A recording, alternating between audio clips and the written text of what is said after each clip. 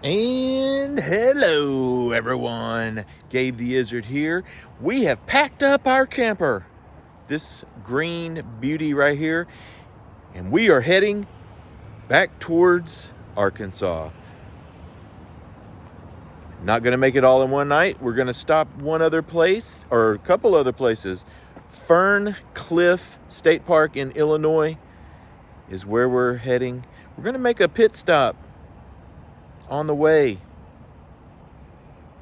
Who knows what it might be? Go ahead, tag along.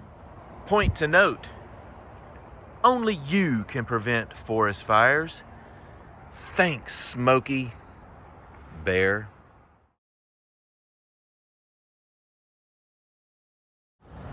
And we've made it to Evansville, Indiana, right on the border of Indiana and Kentucky. And this is the Evansville Fall Festival that we're about to enter. It's the second largest street festival, second to Mardi Gras, minus the beads and the honk. So we're gonna go in here, stroll down the way, and grab a bite to eat. The time changed on us. It's 10:30. It's not even 11. Stomach is growling. Let's see what they got. And there it is, Fall Festival. First full week in October. Right down through here. 1 mile of trucks and booths. So far we've met 2 people and they are extremely friendly and helpful. And there are food vendors galore down here on the old strip of Franklin Street. Everything pickle.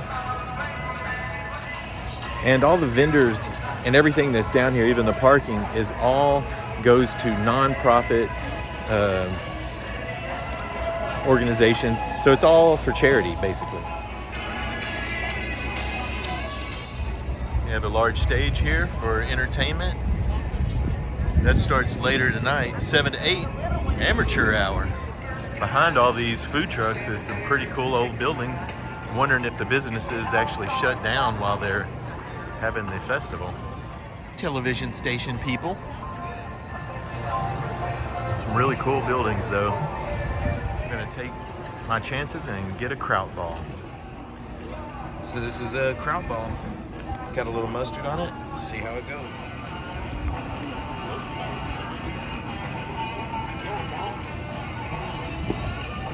Pretty good. Sauerkraut with a little bits of meat in it. From the German place. 4 for $5. Looks like we've reached the ride section. We got the fireball or ring of fire. You got this, I don't know what they call it. The Screamer Extreme. Then the Extreme. Lots of different rides here. They have a kiddie ride along with a Midway. Quite a bit of rides here. All the ones that make you want to throw up your food. I don't think so. And this is the end. About 1 mile long, and he is digging the nest out of the life. It really is a plethora of different things, from food to desserts to ice cream. Everything you can imagine. So we stopped at 2 different booths and got some corn fritters, which looks like large hush puppies, and some crawfish étouffée, which does not look like crawfish étouffée. So we'll just check it out and see. And they gave us syrup to eat the corn fritters. They're basically just large hush puppies full of corn. So we're gonna dip it in the syrup. See what's happening. A little messy.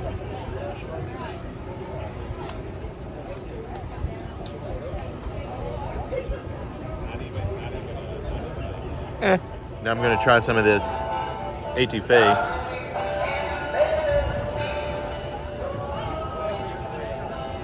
Wait a minute. I don't even see any rice in there. Maybe, yeah, there is some.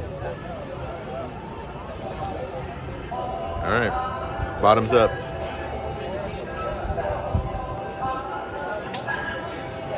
pretty spicy. Tastes okay. A little different than what I'm used to, seeing since I lived in Louisiana, and I know what etouffee is supposed to be like.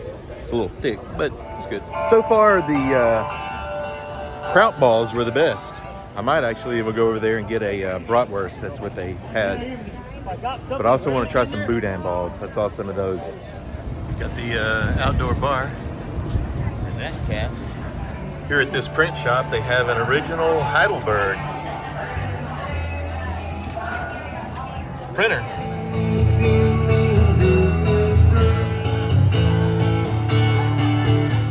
Grab some of those boudin balls. They look a little different, but we're gonna try them out. They're cracked open right now. I did that because they were so freaking hot. And it looks like they have a little cheese in there too.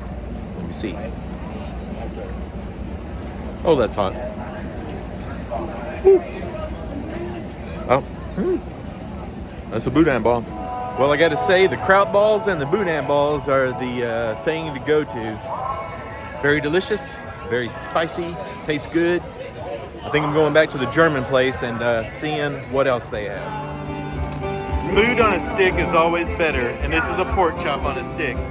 It was $7, but it was worth every cent. Well, leaving the Fall Festival in Evansville, it was cool. It was like a food truck festival, but even better because they gave you small little samples of food. It wasn't like you had to order a whole meal. Everything was relatively cheap, $7 and under. And I mean, if you're here and you want to go get a lunch, the pork chop on a stick was the best thing that they had, followed by maybe the sauerkraut balls, then the boudin balls, corn fritters, meh. Etouffee, meh. But it's good to go and try these things. And like I say, all of this was to benefit nonprofit organizations. Each little booth had who they were like supporting. So on to the next. I have no idea what this building is, but it is spectacular. Huh. It's just an office center, an event center. I don't know what this building is either, but it says entrance haunted house. This can't be a haunted house, this whole big thing. That's incredible. Catacombs. This is called the Old Courthouse. According to the Roman numerals up there, that is 1788. Shiesel, that's old. And there's a huge pumpkin. And across the yard from the old courthouse is the place where the village people hang out, the YMCA. You just walked up to the door and it opened. I have no idea what's going on. Looks like that's where the Halloween stuff goes on. Who knows? They say follow the lady in the sombrero. It's these stairs. Where do they go? They go up. I don't even know what's going on here. They have information.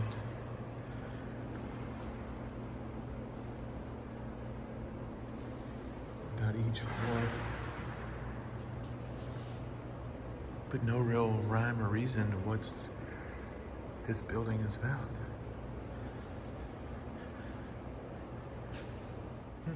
Just gonna continue going up.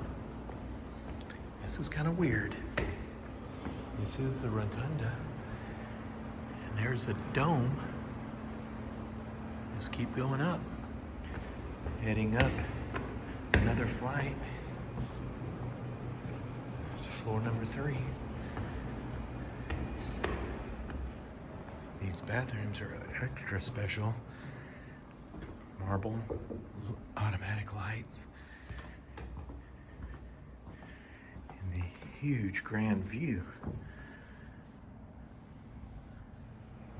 There's definitely office buildings here. It says Veteran Services this way and County Engineer that way. Back down in the basement, and there are these boxing ring and boxing training gear. This is where the catacombs and House of Lecter are. There's no cursing or foul language permitted, though. And just like that, we exited the building. It's just the old courthouse. You can walk through it. That's neat. Old part of town, Fred Martin floors, bits and bytes. What is a courthouse without a World War II memorial? And that is exactly what is right here with the names of the heroes of Vanderburgh County of World War II. Right here in the footprint of the courthouse. Here on the corner of Court and 4th, where the red blinking lights are, is the Soldiers and Sailors Memorial Coliseum. 1906.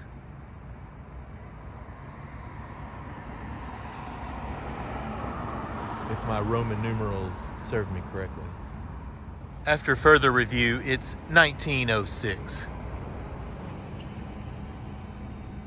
Here is the sheriff's residence and jail. The castle-like structure was completed in 1890 for the county's 4th jail and 2nd sheriff's residence. And boy, ever does it look like a castle. Now it is a law firm. One last look of the courthouse and the jack-o'-lantern as a airplane flies overhead. We are leaving Evansville, Indiana. According to my GPS, that field right there is Kentucky. The Ohio River is just beyond that field in those trees, but the actual state line says it's basically right there.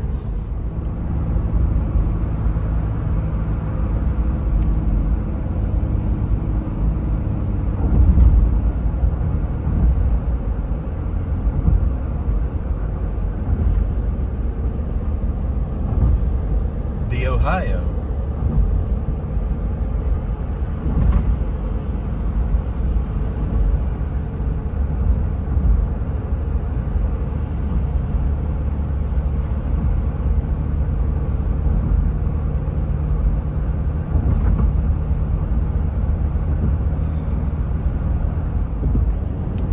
Well, we're driving through Kentucky, and it looks a lot like Illinois and Indiana. Lots of farm fields.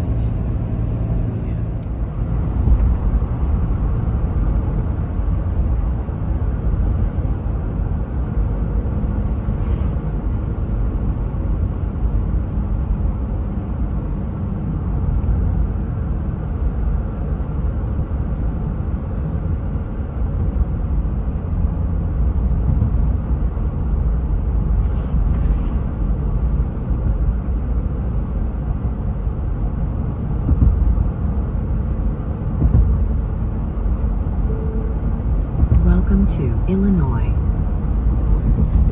Again. Well, crossed over the Ohio River again and took the first right to Shawnee Town. I know it because it was written on this water tower that's right behind me. And this is a massive bank. The Shawnee Town Bank. It's a state historic site. It's gated off to protect it from people that would come up and do nefarious activities to it. But it is a huge structure with large columns. It's not really gated off. The gate was open. So up the stairs I'll go. Stone stairs. And I'll peek in the windows to see what's going on. Oh, looks like a little restoration is needed. a fireplace, cracked spackle. You can see back there, it's kind of got a large area going upwards. There's the bridge that we just went over.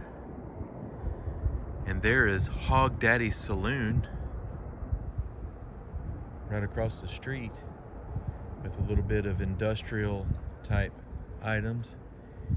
And I do not know what this trailer hauls around, but it could be questionable.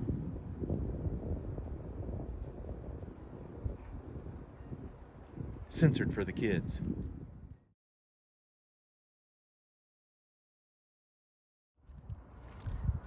It is a very grand structure. And right across the street from it is this monument.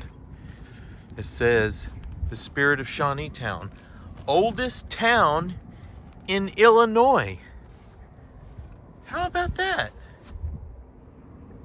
According to this sign, Lewis and Clark came here in the fall of 1803 with about 20 men on their way westward at the confluence of the Wabash and Ohio rivers. We have passed over the Ohio and Wabash on this road trip. And there's another sign here that says, in 1816, Congress appropriated $8,000 to survey and construct a road from Kaskaskia on the Mississippi to Shawnee Town on the Ohio. It became an important east to west thoroughfare for the settlers entering the Illinois territory. And this revolutionary soldier is telling me to go that way, as does this sign. Here is an abandoned service station of the Texaco brand, cat a corner from the bank. And it has a current day lawnmower under the awning. Basically a bunch of rubble and a feathered mask. Over here is a set of stairs that lead to this wall. I'm going to see what this wall has to offer. Where do these stairs lead? They go up. Here on this wall is a survey marker. The stairs lead to the top of the levee with this overview of the Ohio River, which eventually runs into the Mississippi, where we saw that confluence. Road trip day 2. Not a homeless bum in sight.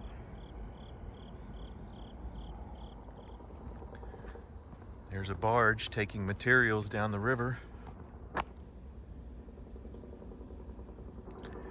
I am shimmying along this concrete wall. This is not a sidewalk. This building here, with the door open, seems to be vacant, as does this building, all with their balconies facing the river. I hopped off the wall to just get a look into this stairway.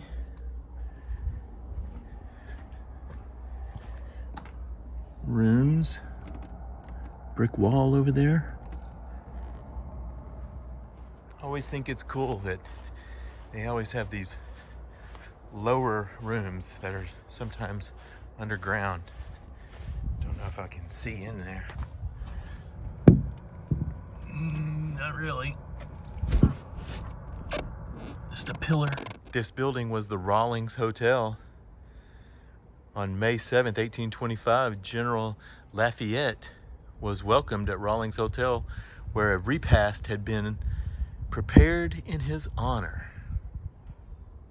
And as if that bank wasn't large enough, they added a City National Bank here just a half a block down.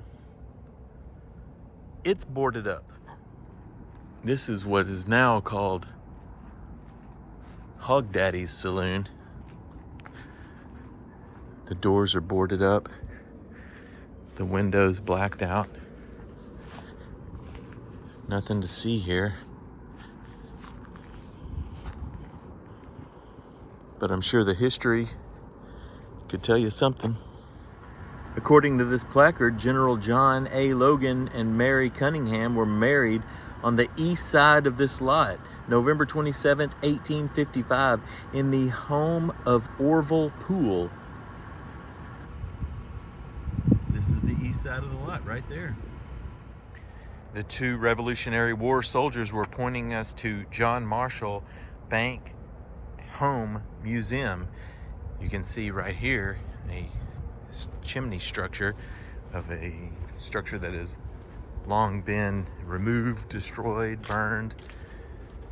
And then there is this house here, or bank. I would assume the bank probably would be in the front.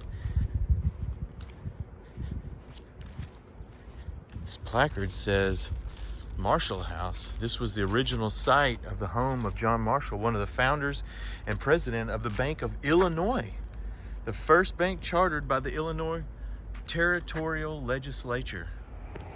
Here's an old farming implement where the person would sit up here and would blade the ground right there with a series of knobs and wheels, a few sprockets. So this placard says it's the John Marshall residence, which housed the first bank in the Illinois Territory, chartered December 16th, 1816. Behind the building, actually on the side, is this cellar entrance, and then this large structure that has rocks placed in front of it. Some type of seawall, maybe? It's on the levee. None of the windows are open to be able to see inside. I'm sure this was a cistern to draw water. The bridge is right there. It leads into Kentucky that way. There it is. There's a few dogs telling us that this is their neighborhood. We hear you, buddy. Even that residence home kind of has that aged look, maybe in the early 1900s. What do you say, puppy? On the way out of town, I noticed this old fire truck and was thinking, why not come and take a peek at this old butte? Looks like some birds had made some duty in there. But then I saw this bell. It has names on it. It says the Board of Education. Seth Thomas something, New York and Chicago, 1908. Should I? Oh yeah.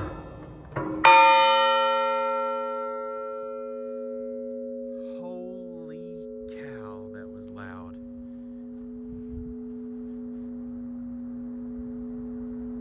And it keeps on ringing. Well, we made it to Ferncliff State Park in Illinois and went to the first place that was calling my name.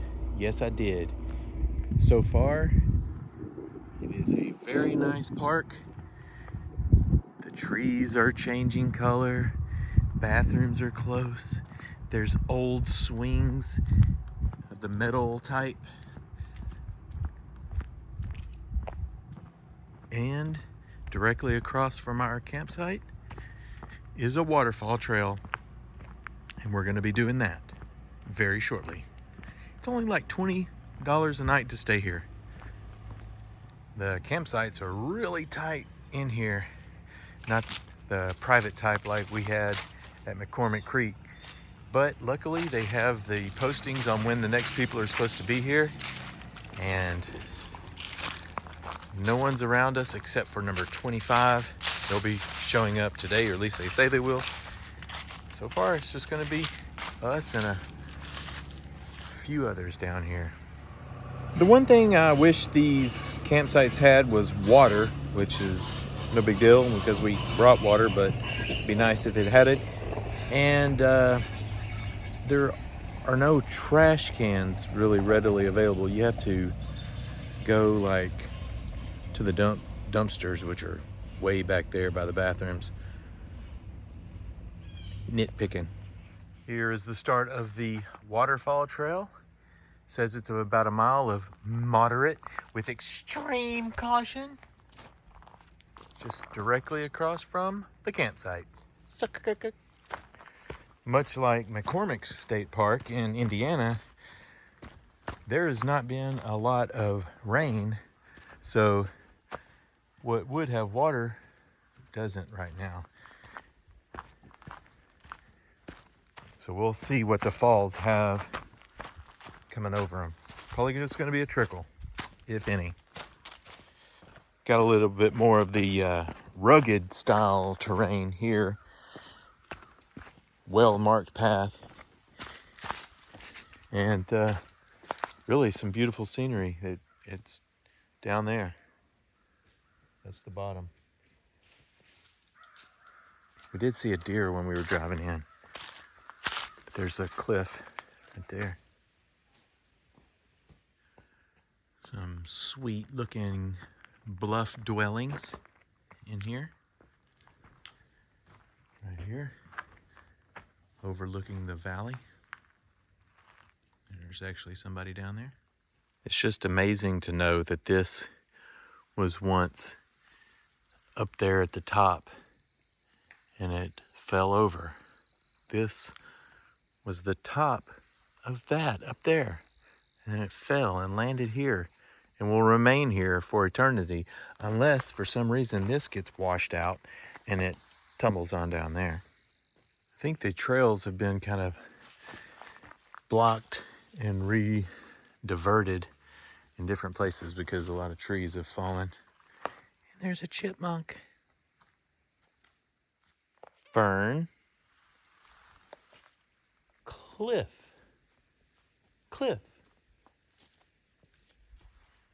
Ferne Clyffe.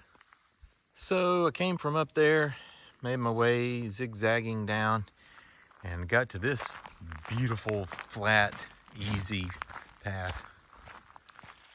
Little offshoot trail. Looks like it has a gigantic cave. So I'm gonna come in here and take a look.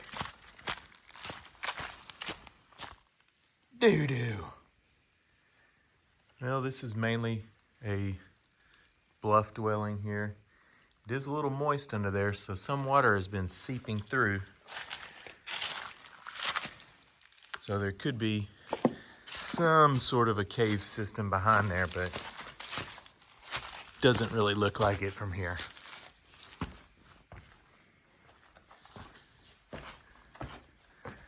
This is about as far as it goes back.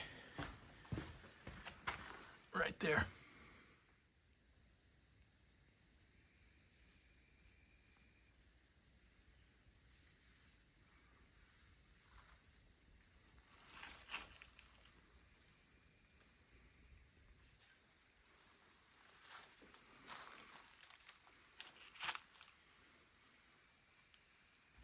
Made it to this Billy Goat's Gruff Bridge, and it is in the foreground of this magnificent site.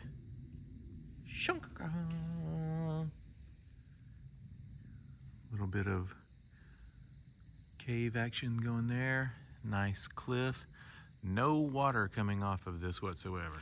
I can only imagine that if water was actually coming down, it would be right here.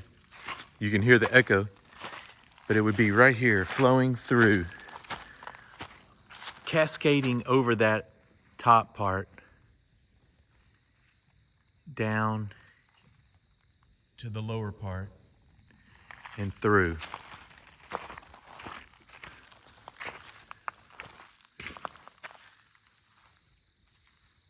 I'm gonna go up there. There, not up there. Somebody has placed these rocks strategically here to be able to hop up there. Well, I made it up to this layer. This is behind where the falls would be. And the water would come off of this area down here and then right there. Gotta say, this is pretty neat. Only thing missing is water flowing over there. This would be like a romancing the stone moment. I climbed up, made it to this rock shelf. A little perspective. I was in that hole. Just another perspective.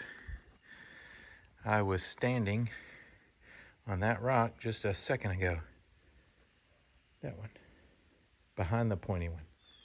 At one point, this rock was wedged in right there, but it's fallen over time. Some cool little nodules that are eroded from inside of there.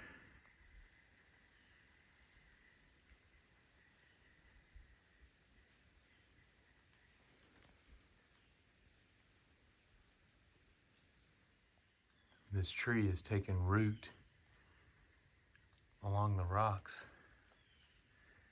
There is another little cave here. I'm not going in. Saying so long to the cave. It's only about, it's not even a half a mile maybe to the cave from the parking lot where we entered. The rest of the way is the hike, so we'll see Billy Goat's Gruff, baby. We'll see what the rest of the hike is like. So we took a little offshoot off of the Waterfall Trail to the Rebman Trail, and it's named after the lady that owned the property here on this park, 120 acres of it, and they said that she had the most beautiful land in all of Illinois. And I really don't doubt it. If there was running water, I'm sure this would be an amazing sight. Even a slide down that section. And also coming from this washout. But it is dry as a bone. This is just a short little less than a half mile in and out. Might even do one more before heading back to camp.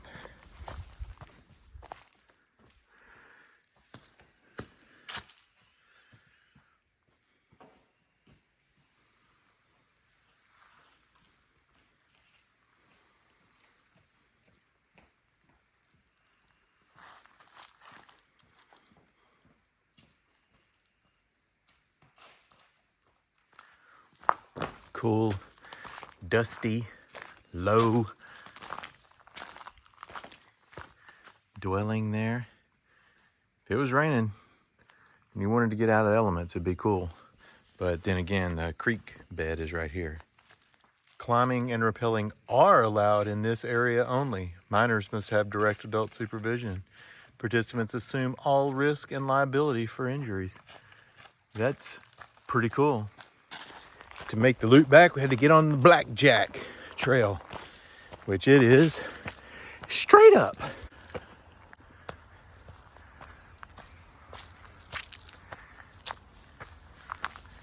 Shut up, squirrel. Where does this hill go? It goes up. Got bluff shelter for days up here. Ain't no Indian gonna have a wet head living on Ferncliff State Park.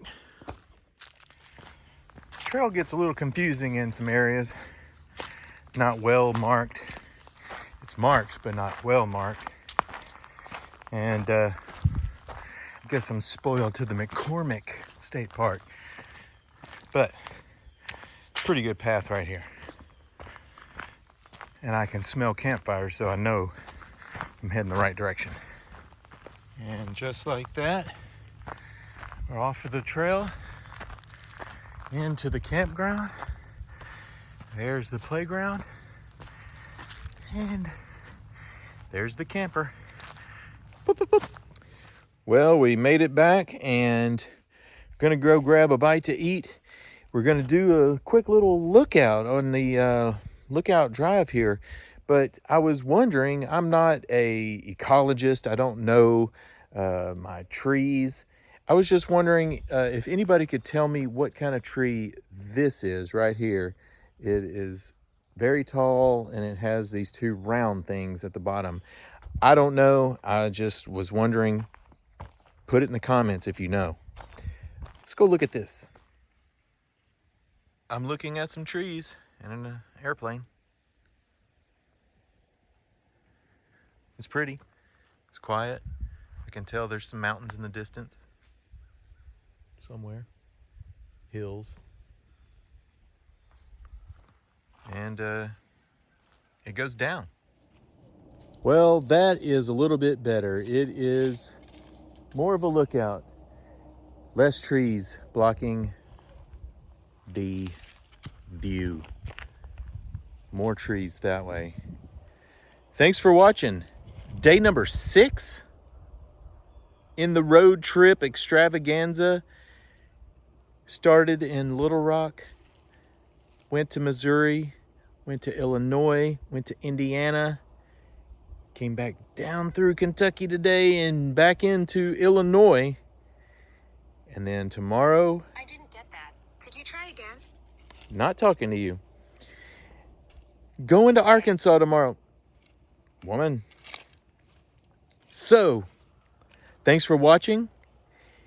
Stay tuned for tomorrow. It's not the last day. Tomorrow we're going into Arkansas. We're going to spend one more night. There's the view. There's the sun glistening. Later.